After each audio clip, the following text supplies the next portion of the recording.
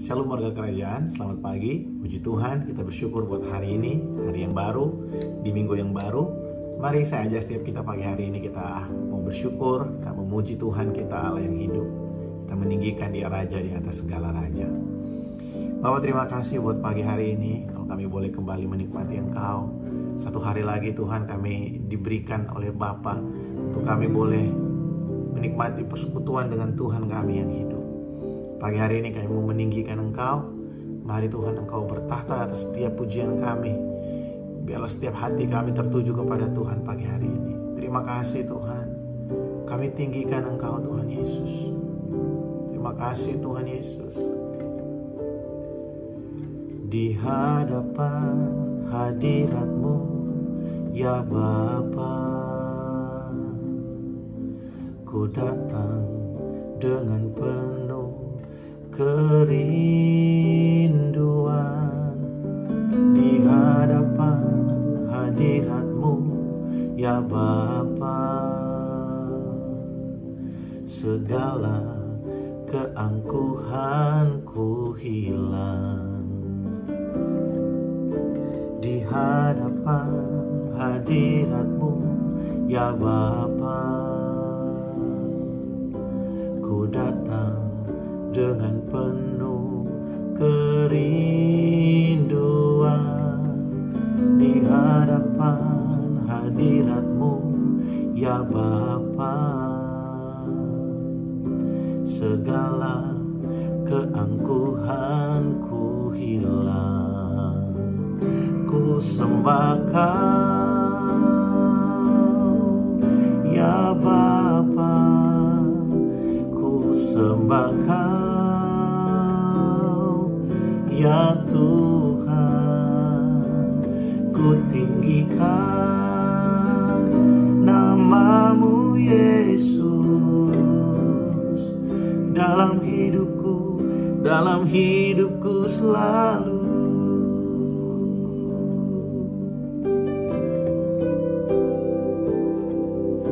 Di hadapan hadirat-Mu ya Bapa, ku datang dengan penuh kerinduan. Di hadapan hadirat-Mu ya Bapa, segala keangkuhanku hilang.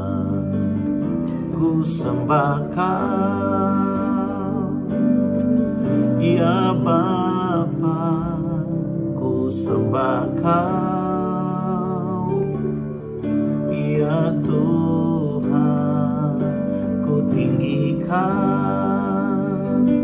nama-Mu Yesus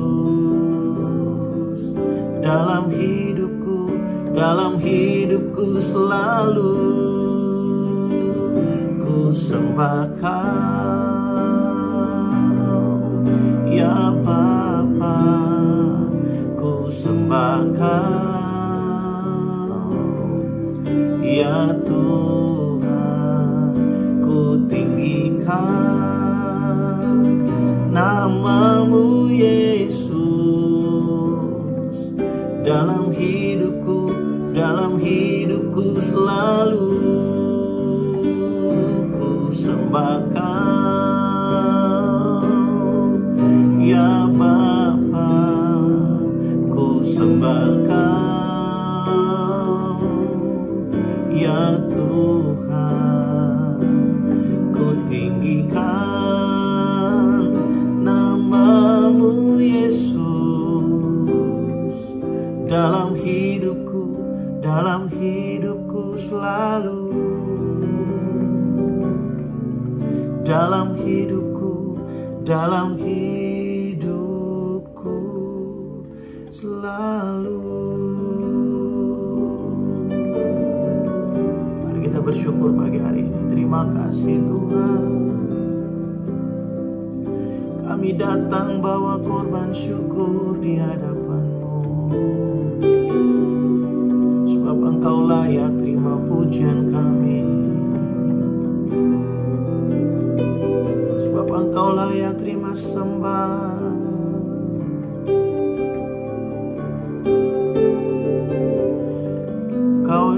Raja yang layak. Terima kasih Tuhan. Terima kasih Tuhan. Kau yang layak terima segala pujian kami. Kau yang layak terima segala pengagungan kami Tuhan. Dalam hadirat-Mu segala keangkuhan kami, kesombongan kami lenyap ya Tuhan. Oleh karena kemuliaan-Mu, kebesaran-Mu ya Tuhan. Tidak ada yang bisa kami pertahankan di hadapan-Mu. Tidak ada yang mampu bertahan menghadapi Engkau. Sebab Engkaulah Raja yang Maha Kuasa, Allah yang hidup, Allah yang ditinggikan atas hidup kami. Pagi hari ini kami buka hati bagi firman-Mu ya Tuhan. Mari berbicaralah, kuatkan yang lemah, pulihkan yang terluka. Biar setiap kami pagi hari ini menerima berkat yang luar biasa oleh kebenaran firman-Mu. Terima kasih Bapa.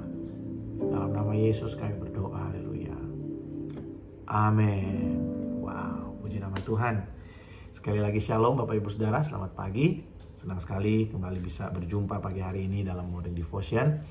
Saudara, hari Minggu kemarin saya yakin dan percaya setiap kita diberkati luar biasa oleh kebenaran firman Tuhan yang disampaikan oleh Pastor Novelty ya di Rock International Ministry Malaysia. Dan hari ini saya ingin memberikan beberapa hal yang ingin saya perdalam buat setiap kita dari apa yang kemarin sudah dibagikan oleh Pastor Novelty. Kemarin judul firman Tuhan di ibadah raya kita adalah pemeliharaan yang sempurna. Saudara, kita harus menyadari bahwa pemeliharaan Allah dalam hidup kita itu sempurna. Dia, kalau kita berbicara tentang pemeliharaan, bukan hanya berbicara tentang pemeliharaan secara hal-hal yang jasmani, ya, makanan dan pakaian dan finansial kita terpelihara sempurna oleh Bapa. Tapi ada hal yang jauh lebih daripada itu semua, yang juga adalah pemeliharaan Allah dalam kehidupan kita. Nah, kita lihat sama-sama dari 1 Petrus pasal yang ke-1. Kita akan membaca Alkitab kita pagi hari ini dari 1 Petrus pasal yang pertama ayat yang ke-5. Dikatakan seperti ini, 1 Petrus 1 ayat yang ke-5. Yaitu kamu yang dipelihara dalam kekuatan Allah karena imanmu, sementara kamu menantikan keselamatan yang telah tersedia untuk dinyatakan pada zaman akhir. Bapak Ibu Saudara, kita tahu bersama bahwa Allah memelihara kehidupan kita. Bukan hanya sekedar pemeliharaan Allah secara jasmani. Memang firman Tuhan, Yesus berkata bahwa burung-burung di udara Tuhan pelihara, bunga bakung di ladang Tuhan dandani. Tapi ada hal yang lebih penting dari itu yang dipelihara oleh Bapa di surga, yaitu adalah iman kita. Ketika kita menyandarkan segala pengharapan kita, ketika kita berfokus kepada Allah saja sebagai satu-satunya sumber dalam kehidupan kita. Saudara, firman Tuhan berkata, maka Allah memelihara kita. Iman kita terpelihara di dalam Dia. Nah, mungkin kita bingung mengenai hal ini. Iman kita terpelihara oleh kuasa Allah. Berarti Allah dong yang mengerjakan di dalam kita. Ya, betul. Allah lah yang memberikan kita kemampuan untuk terus percaya. Allah lah yang memberikan kita kemampuan untuk kita terus memandang kepadanya. Tapi dari pihak kita juga harus membangun satu, dengan sengaja kita menyerahkan kehidupan kita ke dalam tangannya. Sehingga apapun yang terjadi dalam kehidupan kita, mungkin hal yang terjadi tidak seperti yang kita inginkan. Mungkin apa yang kita alami tidak seperti yang kita doakan. Tapi karena kita menaruh iman kita kepadanya, maka kuasa Allah yang maha tinggi itu akan termanifestasi dalam pemeliharaannya, dalam iman kita, dalam kehidupan kita sehari-hari. Bapak Ibu Saudara, ada banyak kali dalam kehidupan ini kita sepertinya akan menyerah. Kita sepertinya ingin meninggalkan Tuhan. Mungkin kita tidak mengkhianati Dia secara langsung, tapi kepercayaan kita mulai berpikir, berarti Tuhan juga sama aja dengan yang dipercayai oleh agama-agama yang lain. Berarti Yesus sama aja. Tuhan yang kita sembah gak ada bedanya dengan yang disembah oleh agama yang lain. Mungkin kita sempat berpikir seperti itu. Tapi karena ada pemeliharaan Allah atas iman kita, maka Dia memampukan kita untuk kita tetap mengiring Kristus sekalipun kita ada di tengah-tengah penderitaan. Saudara, kemampuan kita untuk bertahan menghadapi persoalan, kemampuan kita untuk bertahan di tengah tekanan, mungkin di tengah-tengah pertengkaran suami istri, di tengah-tengah ada kesalahpahaman yang besar yang sangat mengganggu hati dan pikiran kita. Kita sepertinya ingin kecewa ketika kita menghadapi itu semua. Tapi sekalipun kita mungkin mengalami marah dan kecewa, tapi ada pemeliharaan Allah atas iman kita, sehingga Dia memampukan kita untuk kita bertahan dan tetap memandang kepada Yesus Kristus Tuhan. Semua itu adalah pemeliharaan Allah bagi kita. Sehingga saya ingin katakan buat Bapak Ibu Saudara, kalau kita masih sampai hari ini, kita masih mampu untuk bangun pagi, kita masih mampu untuk memberikan waktu kita berdoa, kita masih mampu untuk memberikan waktu kita membaca, merenungkan firman Tuhan. Saudara, itu adalah bentuk pemeliharaan Allah dalam hidup kita. Dalam kitab Filipi dikatakan, karena Allah lah yang mengerjakan di dalam kita baik kemauan maupun kemampuan untuk melakukan segala pekerjaan-pekerjaan baik yang Allah kehendaki untuk kita lakukan. Allah memelihara kehidupan kita, iman kita dengan cara apa? Dia memberikan kita kerinduan-kerinduan untuk kita datang berdoa. Dia berikan kita kerinduan untuk datang beribadah. Dia berikan kita kerinduan untuk datang bersekutu dengan Dia. Kerinduan itu bukan datang dari diri kita sendiri. Karena dari tubuh yang sudah jatuh dalam dosa ini, keinginannya itu adalah melakukan apa yang cemar. Sehingga semua hal yang baik yang kita inginkan itu datang dari karya Roh Kudus dalam kehidupan kita. Biarlah kita menyadari hal ini Bapak Ibu Saudara, bahwa pemeliharaan Allah dalam hidup kita termasuk juga dengan apa? Dengan kita mengikuti, ya seperti morning devotion, kita mengikuti renungan harian, kita mengikuti ibadah. Itu adalah kita diberikan kerinduan untuk kita mengikuti itu semua. Itu adalah bentuk pemeliharaan Allah atas iman kita. Biarlah kita menangkap semuanya ini dan kita memahami semuanya ini, bahwa Allah yang memilih kita sejak semula, Dia akan mengintervensi kehidupan kita. Dia melaksanakan kehendaknya dalam hidup kita. Dia memastikan, Roh Kudus memastikan bahwa kita akan sampai kepada destiny kita, yaitu kebersamaan dengan Dia, ya, dalam kekekalan. Makanya dalam ayat 5 tadi dikatakan keselamatan yang akan dinyatakan pada akhir zaman. Bapak Ibu Saudara, kita harus mengerti hal ini supaya kita tidak gampang kecewa. Saudara, pemilihan Allah atas manusia itu hanya Tuhan yang tahu. Hanya Allah lah yang tahu, karena Dia yang Maha Tahu, Dia yang mengetahui hati manusia. Tapi kita manusia, kita bisa melihat dari kehidupan seseorang. Firman Tuhan berkata bahwa kita ini akan dibentuk dari hari ke hari menjadi serupa dengan pribadi Yesus. Ya, minggu lalu kita belajar bahwa pemilihan Allah atas kita itu dinyatakan melalui peristiwa kelahiran kembali. Kelahiran kembali itu terjadi terus-menerus dalam hidup kita.